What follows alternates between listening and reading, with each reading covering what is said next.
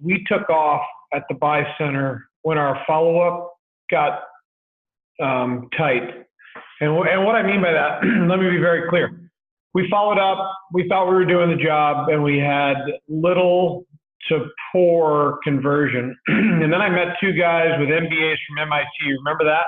And they A/B tested follow-up. They did 3-day follow-up. They did 3 times follow-up. They did same day, next day, 3-day follow-up. They did all these different variations of follow-up. And what was shocking to me, we found that when we stuck to a rule of 7, our conversion rate exponentially went up. When I say exponentially, let me give you real numbers.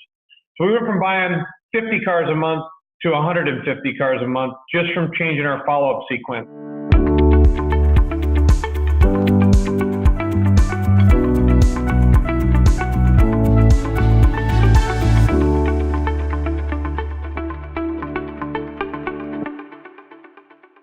David, could you elaborate on, I think you said the power of 7 strategy?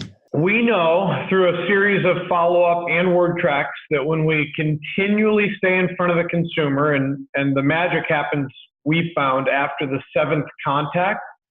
Can you give us some examples of the kind of follow-up you do? Are you typically telling people just touching base, just following up with you, or do you have some other content or message that you communicate to the sellers? So I think well, first of all, I know this to be true because we A/B tested this too. The initial contact is the most important contact for us. And unlike most buy centers in America, we want to give the consumer all the information they need to make a well-informed decision that minute. It's a 3 to 5 minute call where we give them market indicators, we provide data to them, we support that data through email. And generally for us, that's not the transaction time. What happens is through the course of follow-up, what I say is the market educates the consumer a lot more clearly than my team can educate the consumer.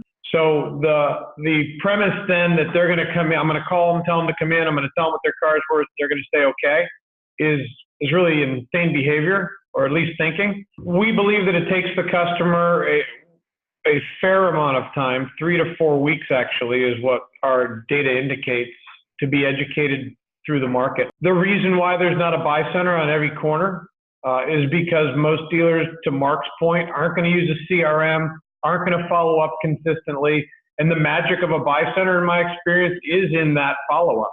So it sounds like you become a trusted advocate of the seller. That's all we want to be.